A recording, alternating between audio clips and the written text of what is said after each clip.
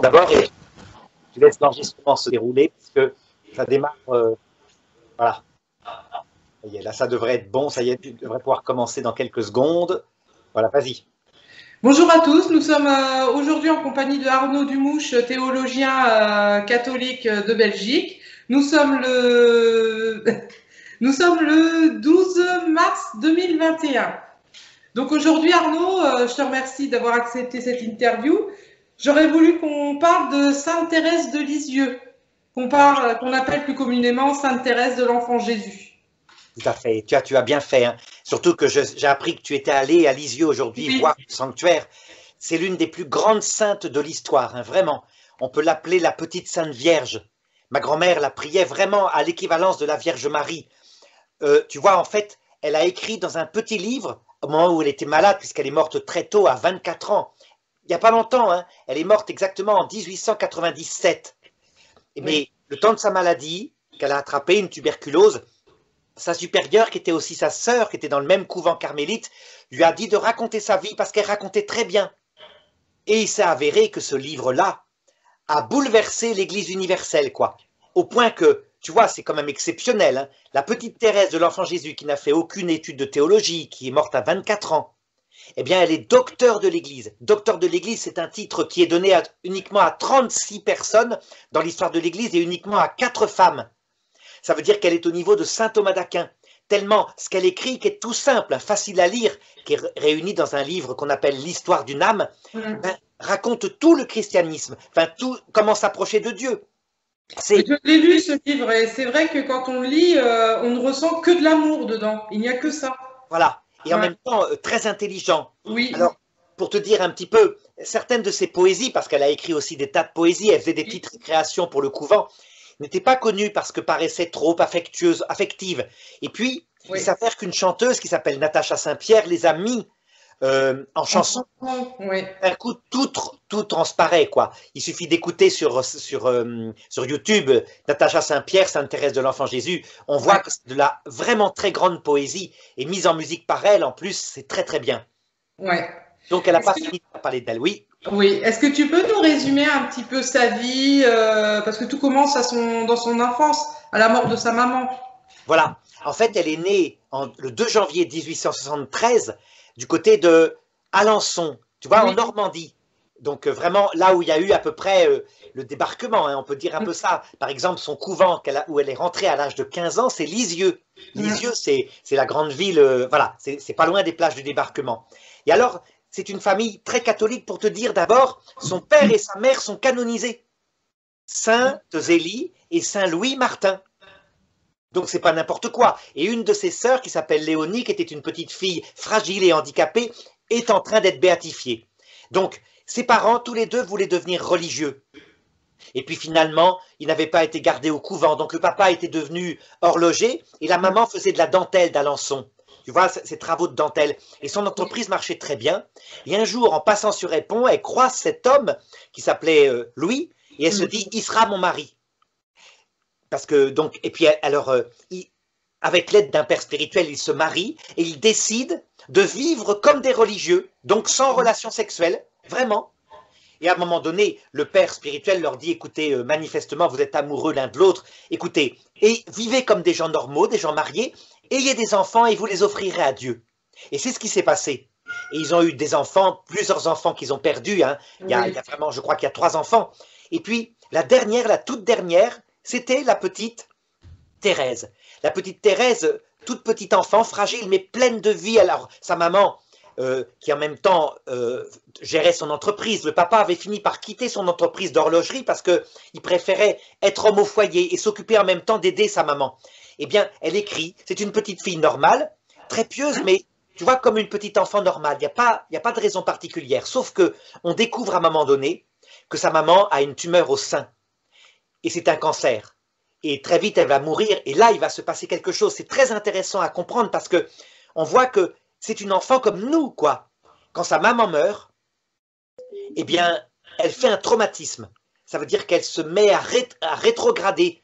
Elle devient hypersensible. La moindre petite remarque, elle se met à pleurer.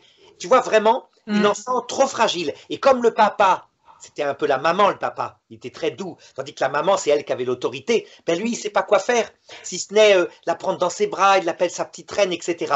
Mais fort heureusement, elle a des grandes sœurs, plusieurs grandes sœurs, qui vont jouer le rôle de maman, qui vont s'occuper d'elle. Et elle ne s'en remet pas. Mais elle est très pieuse, mais comme une enfant fragile. Donc elle est passée par là. Il faut bien voir. Certains ont même dit, ben, elle était tellement fragile qu'on dirait qu'elle presque elle est névrosée pendant son enfance. Donc, ça veut dire que la sainteté n'est pas en rapport avec notre équilibre psychologique. Elle a été traumatisée parce qu'elle est orpheline de maman. Et à un moment donné, brutalement, à un certain moment, alors qu'elle est au lit, tu vois, avec des spasmes, ça va très loin sa maladie, eh bien, la statue de la Sainte Vierge qui est dans sa chambre s'anime, elle la voit qui devient toute blanche, qui lui sourit, et instantanément, elle est guérie. Vraiment. On peut dire qu'elle dit qu'à partir de ce moment-là, parce qu'elle raconte tout ça dans son livre, l'histoire d'une âme, elle a commencé à faire un cheminement de géant. De géant. Et alors voilà, ses sœurs, une par une, se mettent à rentrer au Carmel de Lisieux. Donc un ordre contemplatif, tu vois, un ordre très très strict. Il y a beaucoup d'oraisons. Ils passent peut-être 6 ou 7 heures par jour à la chapelle. C'est une vie très austère. Et à chaque fois, c'est un choc pour elle, puisque sa petite maman rentre au Carmel, celle qui s'occupait d'elle, donc sa sœur aînée, et puis les autres sœurs au fur et à mesure. Et petit à petit, elle commence à s'intéresser à Dieu de plus en plus, à lire des livres un petit peu de spiritualité, et la vocation lui tombe dessus. Et elle va l'annoncer à son père alors qu'elle a 14 ans. Et son père, ben, au lieu de... Il aurait pu s'offusquer, c'était sa petite chérie, tu vois, sa petite Thérèse. Eh bien, il fait simplement l'offrande à Dieu et il dit oui, et je t'aiderai à y rentrer.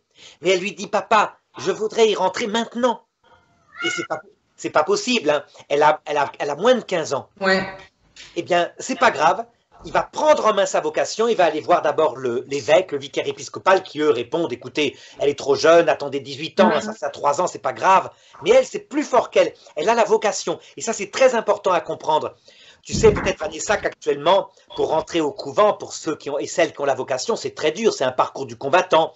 On leur demande d'avoir un métier avant. Mais parfois, les supérieurs doivent comprendre que la vocation, c'est comme un amour. Ça veut dire que... Et voilà, donc il faut accepter. Elle n'aurait pas pu faire autrement. En tout cas, elle en avait l'impression. Et donc, il faut, dans ce cas-là, je pense que les supérieurs, s'ils craignent que la personne quitte, eh ben, la faire rentrer au couvent, lui faire en même temps des études, dans l'obéissance, et comme ça, le temps n'est pas perdu, elle fait son noviciat, et en même temps, elle passe un diplôme. Enfin bref, le pape, je veux dire, son père finit par l'emmener carrément à Rome, auprès du pape Léon XIII. Et elle a un entretien avec le pape. Alors, évidemment, c'est un défilé, le pape est assez vieux, il est très âgé. Et donc, le supérieur qui accompagne le pèlerinage depuis le diocèse de Lisieux dit « Vous n'avez pas le droit de parler au Saint-Père, vous pouvez juste lui embrasser le chausson, la bague et c'est tout. Et il vous bénira, il vous donnera un chapelet. » Et elle s'arrête devant lui, elle lui demande « Très Saint-Père, en l'honneur de votre jubilé, permettez qu'une jeune fille entre au couvent à l'âge de 15 ans. » Et le pape se tourne vers le prêtre qui est à côté. Qu'est-ce qu'elle veut? Il n'a pas très bien entendu. Et il lui explique, c'est une jeune fille, mais ses supérieurs s'en occupent. Et le pape lui dit simplement, eh bien vous ferez ce que vous diront vos supérieurs. Elle part profondément déçue. Vraiment. Tu vois, parce que c'est pas ce qu'elle attendait. Hein. Et donc elle revient comme ça avec beaucoup de larmes, etc. Et finalement, ben, sans doute à cause de son énergie, l'autorisation lui est donnée. Elle rentre au couvent à 15 ans. Voilà. C'est exceptionnel, hein. Déjà à l'époque, au Moyen-Âge, ça se faisait, mais là, c'est exceptionnel. Et alors, il s'avère que la supérieure, qui s'appelle Mère Marie de Gonzague, est une femme qui va la prendre un petit peu comme les autres sœurs, mais peut-être plus durement, parce que ben, c'est une petite poupée, elle est très jolie, elle est toute petite, quoi. Et donc, va la traiter sans aucune différence, et même avec une très grande dureté. Elle va faire un noviciat, vraiment, où elle va commencer à apprendre les choses. Et on ne saurait rien, si ce n'est qu'elle a tout raconté dans le moindre détail. Tu vois, au début, elle est comblée de grâce sensible, hein, vraiment. Et elle se dit, mais comment je peux faire pour m'approcher du Seigneur puisque je suis si petite? Eh bien, elle s'aperçoit que c'est par des petits sacrifices de tous les jours. Par exemple, à l'oraison, il y a une sœur, tu sais, assez âgée, parce que c'est des sœurs, souvent des paysannes, hein, d'origine. Tu sais, quand elle prie, elle fait un grincement avec ses dents, ça fait... Eh ben, elle finit, parce que c'est horrible, hein, t'imagines, elle finit par aimer ce bruit. Vraiment, pour dépasser et offrir au Seigneur, pendant l'oraison, Une autre fois, c'est une sœur qui est rebêche comme tout, puis elle est chargée de l'emmener dans sa chambre, elle est grincheuse, elle boite un peu. Eh bien, elle lui sourit tellement alors qu'elle l'énerve profondément, que l'autre finira par lui dire « Oh, comment ça se fait que vous m'aimez tellement, sœur Thérèse ?» Tu vois, ça veut dire des petits gestes comme ça, très simples. Et alors, elle est comblée de grâce, elle écrit beaucoup de poésie à cette époque-là, elle fait même une pièce sur Jeanne d'Arc, mais surtout, elle va élaborer, c'est là que commence sa théologie mystique comme docteur de l'Église, elle va élaborer une petite voie très simple pour s'approcher de Dieu et qui soit adaptée à tout le monde. Parce que tu sais, habituellement, les mystiques dans les couvents, hein, c'est des femmes qui passent des heures en prière, qu'on rajoute, qui se sacrifient, qui se mortifient. Et elle n'est pas tellement portée à ça, donc elle voudrait une petite voix très, très simple, et elle l'invente, elle l'appellera la petite voix de l'enfant. Ça consiste en ceci, c'est très simple. Elle dit, j'avais remarqué à Lisieux qu'il y avait des ascenseurs. C'était une nouvelle invention. On monte dans les immeubles avec des ascenseurs. Et elle se dit, eh bien, il faut être pareil. Quand on est toute petite, on se met dans les bras de Jésus, et lui, il monte dans l'ascenseur, et avec sa faiblesse, dans la foi complète, il nous emmène vers le ciel. Donc c'est une voie qui consiste à se remettre en confiance à Jésus, et Jésus fait le travail. C'est la voie de l'enfance. Tu vois, donc c'est une voie évidemment pour les débutants, hein, attention, parce que le but que veut Jésus, c'est pas qu'on reste un enfant, sauf de cœur, mais il veut qu'on devienne une épouse.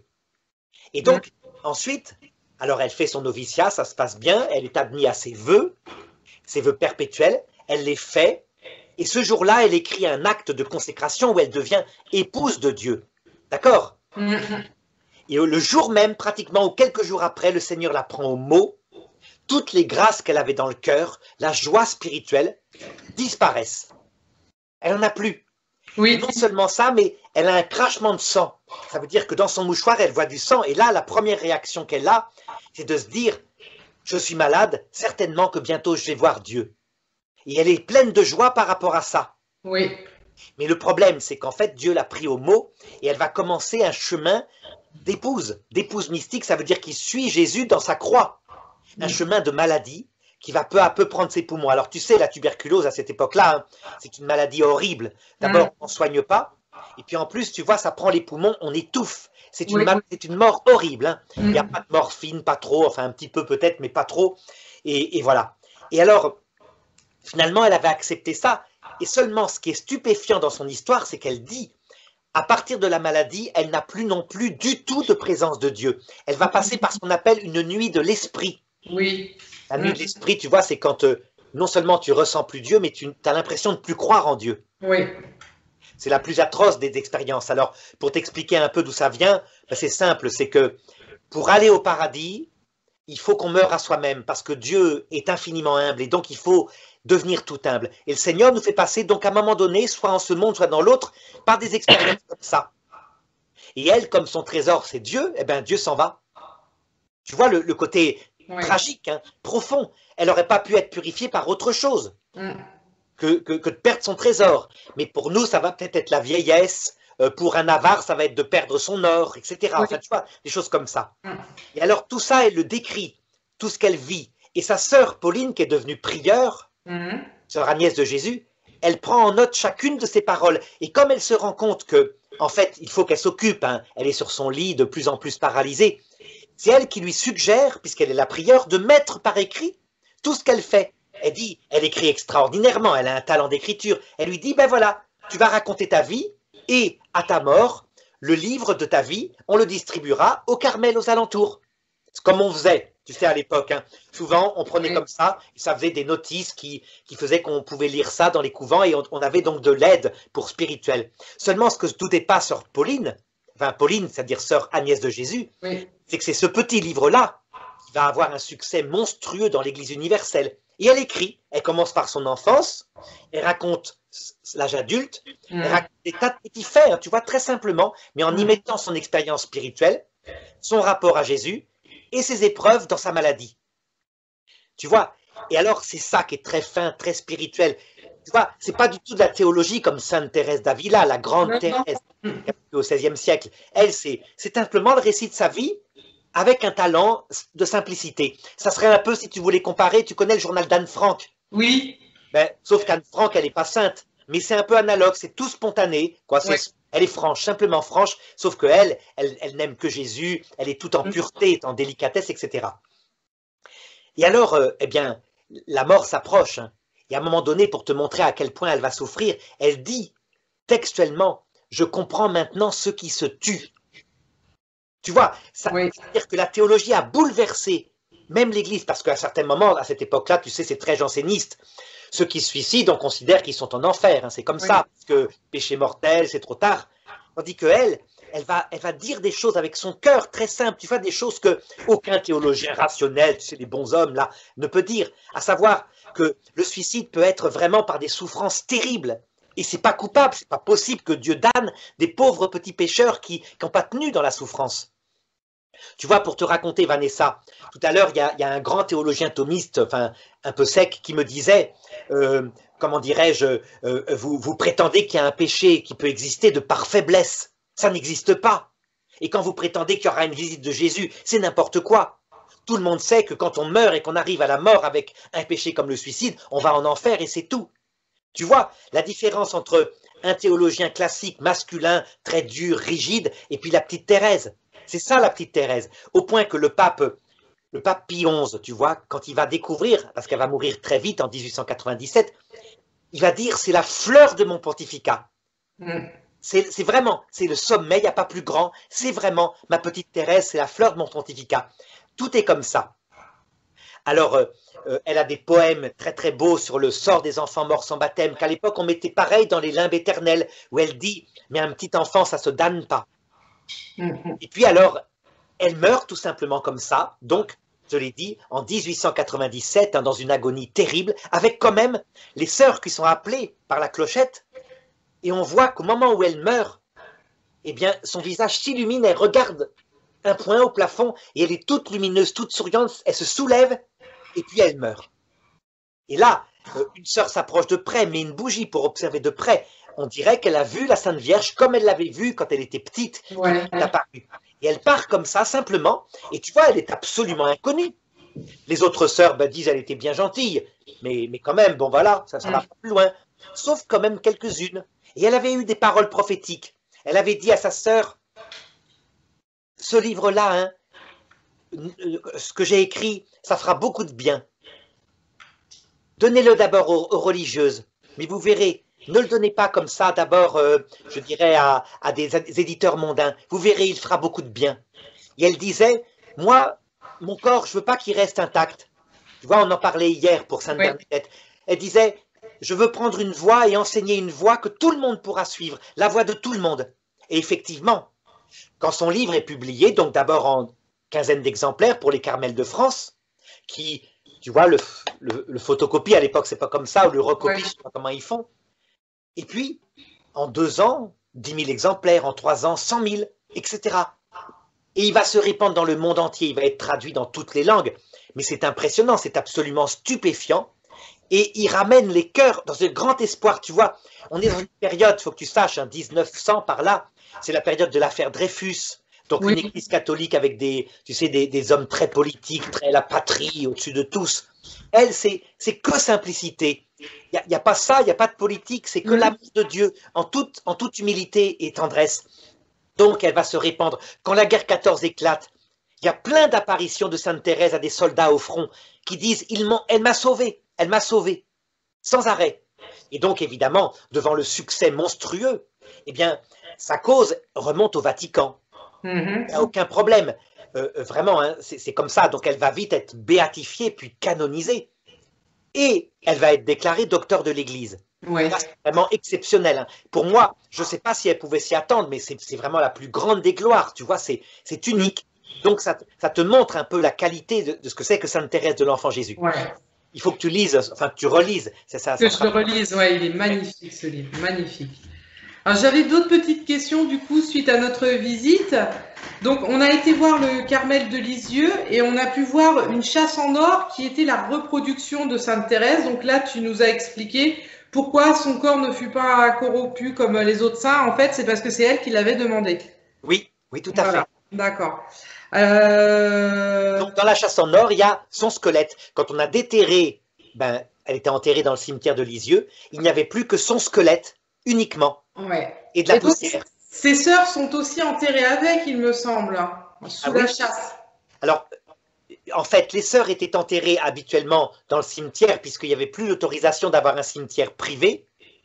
Et puis, ils ont ramené la chasse et d'autres de ses sœurs, puisqu'elle avait dans son couvent, je crois que c'est 3 ou 4 sœurs qui étaient. Oui, c'est 3, ouais, il me semble. Ouais. Voilà. Plus une autre sœur, Léonie, qui était elle, visitandine, un autre ordre, etc.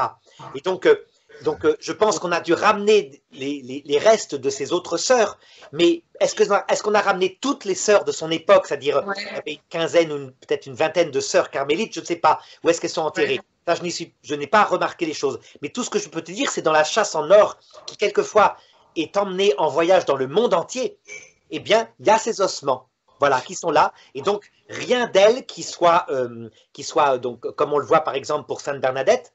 Et puis les reliques sont principalement, par exemple, des morceaux de sa bure, des morceaux de son linge, de ses draps, etc. Et on peut visiter sa chambre, ça je ne sais pas si vous avez pu y rentrer.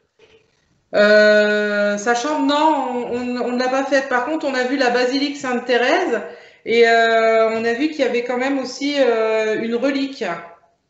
Oui, alors parce que forcément, comme on peut séparer son corps puisqu'il est décomposé en plusieurs reliques, on en a mis un peu partout, hein, absolument. Mais on n'a pas de reliques de chair, comme c'est le cas pour, comme je te l'ai dit, Sainte Germaine de Pibrac, quoique elle, son corps a été brûlé à la Révolution, donc il reste rien. Et voilà. Alors, est-ce que pour toi, Lisieux est devenu un lieu de pèlerinage comme à l'image de Lourdes? Ah oui, tout à fait. Et je dirais, c'est même étonnant parce que les grands sanctuaires de Marie sont très visités. Mais je pense qu'en France, les sanctuaires le plus visités où il y a eu un saint, c'est sans doute le sien. Ensuite, il doit y avoir Nevers avec Sainte Bernadette, peut-être. Surtout quand il y a eu la comédie musicale, ça va revitaliser. Mais quand je réfléchis, la rue du Bac, il y a peut-être Saint-Vincent-de-Paul, qui est pas loin, mais c'est l'apparition quand même de la Vierge à la rue du Bac. Tu vois? Donc la Vierge, c'est évidemment le sommet, la Vierge Marie. Mais Sainte-Thérèse de l'Enfant Jésus, certainement, c'est la deuxième. Le Mont-Saint-Michel, peut-être aussi, mais là, c'est pour autre chose. C'est pas seulement pour Saint-Michel, c'est à cause du lieu qui est magnifique. Lourdes aussi, c'est très touristique d'ailleurs. Oui, mais là pour le coup, à cause de l'apparition. C'est-à-dire que c'est vraiment la Vierge Marie qui attire à Lourdes. Hein. C'est vraiment, sinon la ville en elle-même, c'est joli, d'accord, mais c'est pas si touristique que ça. Et on a vu également une relique de Jean-Paul II. Tu peux nous dire s'il y a un lien entre Sainte-Thérèse et Jean-Paul II? La relique était à la basilique. Alors, il y a un lien parce qu'il l'a beaucoup aimé, mais il y aurait une relique du pape Pie XI, ça serait encore plus proche, puisque le pape Pie XI, c'est celui qui vraiment, il l'aimait de tout son cœur. Simplement, Jean-Paul II, lui, son corps n'a jamais été déterré, donc il n'y a pas de relique de son corps, mais il y a des reliques, par exemple, de sa soutane et des choses comme ça. Et sans doute que les sœurs du Carmel en ont demandé. Oui, une bague, oui. À une bague, ben voilà, c'est précieux. Donc si c'est la bague en plus du pontificat de Jean-Paul II, c'est très précieux. C'est un beau cadeau qui a été fait par le Vatican, ça on peut le dire. Hein. Tu vois, donc la qualité de ce sanctuaire est très importante. Est-ce que tu sais si Sainte Thérèse a eu affaire aux démons au cours de sa vie? Alors oui, mais pas du tout comme Sainte Bernadette qui a été très attaquée, ou alors le pire de manière visible, c'est le curé d'Ars, des choses comme ça, ou Marthe Robin. Sainte Thérèse, c'est plutôt des attaques violentes au moment de sa maladie. Il essaye de la désespérer, mais pas par des apparitions visibles, pas du tout. Uniquement parce qu'il l'attaque dans son cœur pour essayer de la décourager. Et donc, les épreuves intérieures qu'elle décrit avec beaucoup de délicatesse, on ne les connaît pas. Et on peut se douter quand elle dit « Je comprends maintenant ce qui se tue », on peut se douter de ce qu'il a fait contre elle le démon. Tu vois, comme pour nous, rien de visible extérieurement, mais des attaques sur sa foi, sur son cœur, sur sa fidélité. Vraiment. Tu penses que c'est plus de l'ordre, excuse-moi de te couper, c'est plus de l'ordre des tentations ou des oppressions? Des tentations, certainement. Des tentations. Ça veut dire que la maladie, ajoutée à l'action du démon, devait faire qu'elle connaissait des angoisses terribles. Alors, ça ressemble aux obsessions un peu, puisque quand les angoisses sont perpétuelles, ça ressemble à ça, mais pour elle, c'était normal, ça venait de la maladie. C'était pas le démon directement. Disons qu'il profitait de sa maladie pour l'étouffer et l'angoisser, certainement. Alors, pourquoi est-ce que Dieu permet ça? Mais probablement, encore une fois, je te l'ai dit, pour qu'elle puisse connaître ce par où nous passons. Et donc la petite Thérèse, elle nous comprend, elle est l'une de nous. Elle l'avait dit d'ailleurs, hein, juste avant de mourir. je passerai mon éternité à faire du bien sur la terre. Ce qu'elle a dit là, c'est pas tombé dans l'oreille d'un sourd, hein. Et c'est certain, elle passe son temps à venir. Donc, quand il y a quelque chose qui est à demander particulièrement pour le ciel, il faut passer par Sainte Thérèse de l'Enfant Jésus, c'est évident, hein. Ouais. J'avais une question pour approfondir ça. Est-ce que tu penses qu'elle aurait vécu une nuit de l'esprit? Ah oui, oui, oui, tout à fait, c'est ce que je t'ai raconté. Donc à partir de sa maladie, elle connaît peut-être 2 ans ou 3 ans de nuit de l'esprit totale, accompagnée de l'étouffement corporel. Quand elle dit « je ne savais pas qu'on pouvait souffrir à ce point », tu vois, tout est dit. Et pourtant, elle avait demandé la souffrance, tu sais, par amour, etc., pour participer aux souffrances de Jésus, pour pouvoir offrir pour les âmes du purgatoire. Mais elle a été prise au mot.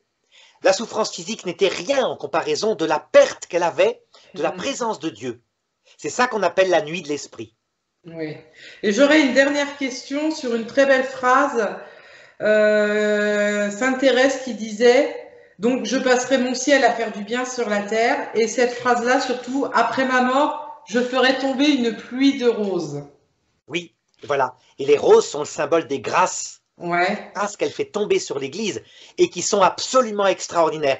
Tu vois, par exemple, le jansénisme dont je te parlais, qui est une sorte d'hérésie qui date, qui a été très très forte au 19e siècle. Tu sais, une sorte de truc puritain des catholiques qui se disent « Ah, je suis pécheur, je dois absolument lutter contre mes péchés et du coup je suis tellement pécheur, je ne dois jamais communier, je ne suis jamais digne. » Donc tu vois, une sorte de regard d'humilité et en même temps d'orgueil sur soi, très triste, qui est vraiment, tu sais, ce qu'on n'aime pas, quoi. Mais là, ce dont tu parles, Arnaud, c'est bien de la contrition. La contrition est très bonne, mais l'excès de contrition perpétuelle, c'est une maladie spirituelle. On appelle le jansénisme. Le jansénisme, ça rend les gens tristes. Eh bien, à elle toute seule, elle a tué le jansénisme.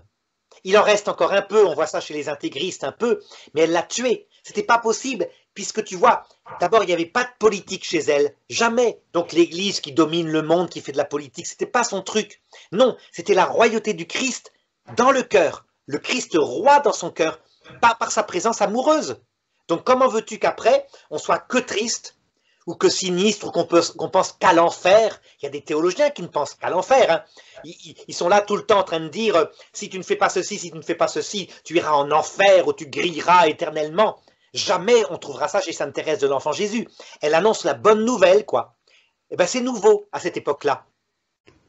Enfin, c'est pas nouveau, mais disons que c'est nouveau pour la période du jansénisme, quoi, qui était une hérésie terrible dans l'Église. Tu peux nous dire quel pape l'a béatifié et quel pape l'a canonisé? Alors, je crois, pour être précis, que celui qui l'a béatifié, c'était Pie XI, donc le pape qui a précédé la Deuxième Guerre mondiale, hein, celui qui a écrit les encycliques contre le nazisme et contre le communisme. Ensuite, la canonisation, il me semble que c'est Pie XII, mais je vais vérifier tout de suite avec toi. C'est pas Léon XIII? Non, la canonisation, voilà, pour être précis, c'est la béatification et la canonisation par Pie XI. Il a tout fait en même temps, lui. Ah ouais. 1923 béatifié et 1925, 2 ans après, canonisé. Ah ben voilà, ça m'étonne pas. Tu vois pourquoi c'est lui, il faudrait sa bague. Et c'est Jean-Paul II qui l'a déclaré docteur de l'Église en 1997. D'accord, d'accord. Donc en fait, tu vois le lien entre Jean-Paul II et... Eh ben voilà, ouais, c'est ça. Ouais, là, le lien entre Jean-Paul II voilà, et... absolument. Ouais. Absolument. Et tu vois, donc 1923, 1925, ce qui veut dire que les soldats de 14, elle était même pas béatifiée. Ils la priaient de tout leur cœur. Ouais. Ils savaient, ils se doutaient que c'était une grande sainte, hein, ils le voyaient bien.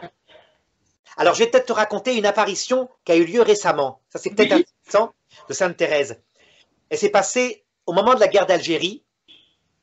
Tu sais, quand il y a eu la décolonisation française, les Algériens ont voulu chasser tout ce qui était français, donc la langue, mais aussi éventuellement les chrétiens d'Algérie, pour faire un pays musulman. Et donc, il y avait une dame une dame catholique qui travaillait au ministère de l'Intérieur à Alger. Et puis elle passait dans les couloirs et elle entend que le ministre dit ça très fort, et je vais chasser tous ceux de mon ministère qui sont chrétiens. On mettra des musulmans à la place. Et elle, toute triste vraiment parce qu'elle était la seule qui travaillait et elle nourrissait sa mère, décide de se jeter, d'aller crier auprès du sanctuaire de Sainte Thérèse de l'Enfant Jésus à Alger pour lui dire sa détresse, pour lui dire s'il te plaît, intercède, je ne peux pas perdre mon travail, c'est pas possible, etc. Sainte Thérèse, prie pour moi. Et puis elle déjeune et elle revient dans son ministère l'après-midi. Et elle est convoquée par le ministre. Elle est convoquée par le ministre, qui est très en colère, qui lui dit: vous êtes renvoyé immédiatement. Vous avez fait agir, vous avez parlé de ce que vous avez appris, je ne sais pas comment. Et elle, toute stupéfaite, elle dit: mais je n'en ai parlé à personne, je vous jure, monsieur le ministre. Comment ça? Comment ça? Il y a une femme qui sort de chez moi, là tout de suite, qui vient de prendre votre défense à vous et de me parler sans arrêt, qu'il ne fallait pas vous renvoyer, etc. C'était une copine musulmane, certainement, elle était voilée. Et à ce moment-là, elle a une idée, elle sort de sa poche la photo de Sainte Thérèse de l'Enfant Jésus, elle lui dit: c'est celle-ci? Et lui répond: ben, vous voyez que vous la connaissez, vous mentez. Et elle lui répond: mais monsieur le ministre, elle est morte depuis 60 ans. C'est Sainte Thérèse de l'Enfant Jésus. Il était bouleversé, hein. Elle n'a pas été renvoyée. Voilà, c'est le genre de miracle qu'elle peut faire et qu'elle fait vraiment. C'est beau, hein? Ah oui, tout à fait, hein, c'est très, très profond. Donc la faire intervenir, et pas seulement pour la vie spirituelle, elle le fait, hein, mais aussi pour la vie matérielle. Par exemple, elle a beaucoup aidé son papa, Saint Louis Martin, qui est mort, tu sais, avec la maladie d'Alzheimer, donc il est mort quand même, petit vieux tout seul à l'hôpital, un homme très bon, très doux, tu sais, c'est une maman, alors que sa maman, Zélie, était un papa, tu vois, comme c'est souple, hein, mais c'est comme ça. Bon, ben, je te remercie Arnaud pour toutes ces informations. Voilà, eh ben, c'est bien, merci à toi Vanessa pour ces bonnes questions, et puis voilà, mais sur ta chaîne cette vidéo, ça sera très bien. À bientôt alors. Hein. Bonne soirée Arnaud, Bonne merci soirée. beaucoup. Au revoir. Au revoir Kevin, au revoir Vanessa.